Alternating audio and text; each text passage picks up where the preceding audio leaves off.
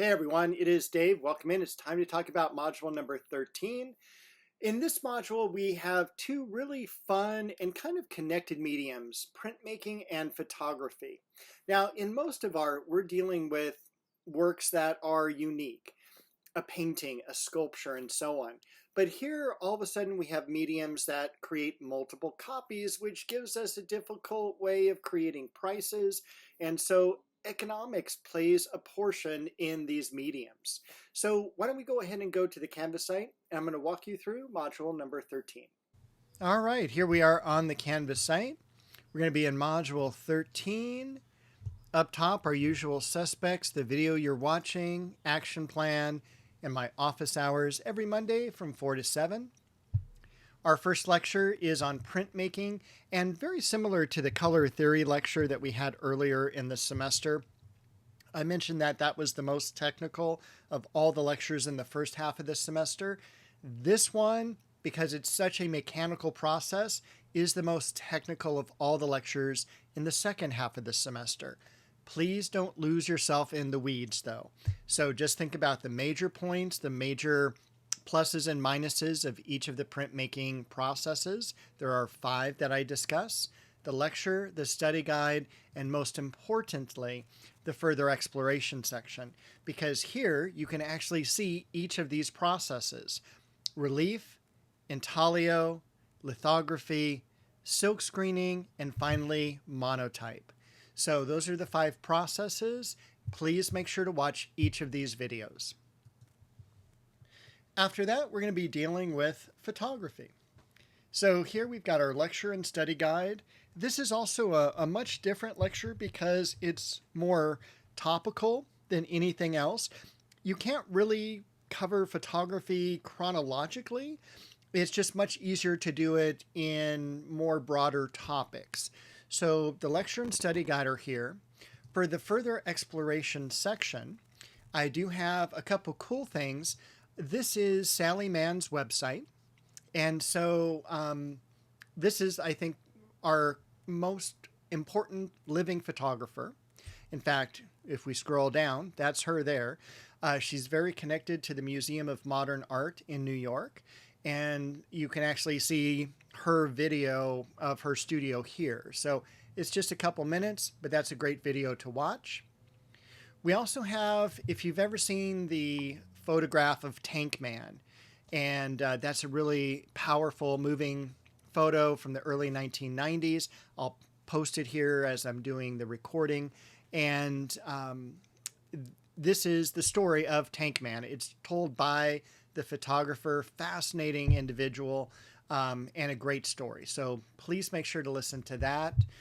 For the readings, some early photography, such as Nicephore Niepce and Talbot, Muybridge, and finally the videos, how daguerreotypes are made. You must watch this video to be able to answer the questions on the final exam. How to turn a room into a camera obscura. I talk about this during the lecture, but again, it's one of those things that if you see it, you'll totally understand and get it and how it works. This could be an optional one, pictorialist and straight photography, as well as the one down here. But this one is connected to our school. Back, gosh, probably 10 or 12 years ago now, one of the most important exhibitions we had at our school was on photography of the dead, or mourning photography. To give you an idea of how impactful this was, Beyond the Dark Veil was not only the title of the exhibition, it was the title of the book of the exhibition. It's gone through 4 printings. Everyone is like after this book, and it's a really incredible story of how people used to photograph the dead. So anyway, it is optional, but you know, since it's from Cal State, it's definitely worth the watch.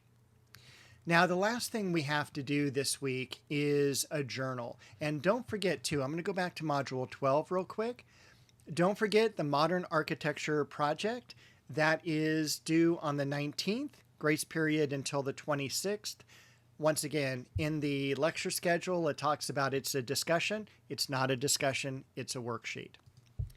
And so Journal 10 has you sharing a photographer with me. And what you want to do is you want to choose a photographer that you think that their work is not only impactful or important, but also that you share the same culture with. Now, you can look at culture a whole bunch of different ways. I tend to look at it as something that we share as far as our hobbies or our interests. No matter what you are into, I will guarantee you there is a photographer that has that same interest. So what you want to do for the project that you're going to submit, include an example of the photographer's work. Just one photograph is fine. And then you're going to write a short narrative, which is 2 paragraphs. The first paragraph, that's all about the facts, who they are, where you found out about them, a little bit of background or biographical information. But more importantly, what culture do they share with you? If you stick with things like race, ethnicity, and religion, you will not get full points for this category. You've got to do much deeper research, and you have to make sure the photographer, just because they take a picture of something, doesn't mean that is part of their culture. For instance, the person who did this, and you also have to back up your culture.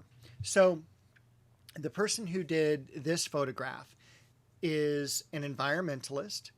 And so this is a great photo for that. You have to prove that this photographer is into that field, but then also support that, hey, I'm an environmental studies major. I do beach cleanups on the weekend. Things like that will be very helpful. And then make sure you do choose a professional photographer, someone who does this for a living, has won awards, has published their work, significant amount of followers, things like that. So it can't just be someone who lives up the street from you. It does have to be someone who is a famous or influential photographer. So that's what you're going to do for this project. And if you have any questions, of course, you're more than welcome to stop by my office hours or drop me an email. And I will see you shortly to tell you about Module 14. Hang in there. We are almost done with the semester.